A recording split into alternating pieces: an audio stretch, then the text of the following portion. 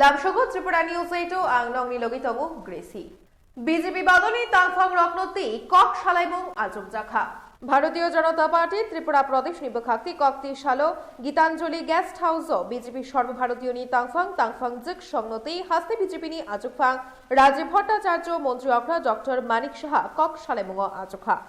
देखिए, आप लोग सब जानते हैं कि हमारा लोकसभा चुनाव नजदीक आया है, तो हमारा ओर से आज एक विशेष बैठक, सांगठनिक बैठक हमने बुलाया है।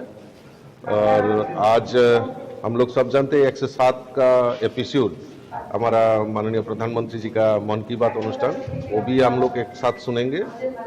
और आने वाले चुनाव में हमारा क्या रोल रहेगा, बूथ स्तर से क्या क्या रिपोर्ट आया है, तो ये सब हम लोग जानकारी लेंगे। और जो जो हम लोग हमारा साथ करने वाला है संगठन से, वो हम लोग करेंगे। आने वाला जो लोकसभा चुनाव है उसके लिए किस तरह का तैयारी अभी? एकदम बूथ लेवल से हम लोग पूरा तैयारी कर रहे हैं। बूथ विस्तारक से लेके सब तैयारी हमारा हो चुकी है। विस्तारक हम लोग को नीचे काम कर रहे हैं, तो सब संगठन में जो जो है पार्ट हम लोग काम कर रहे हैं। Bureau report Tripura news 8।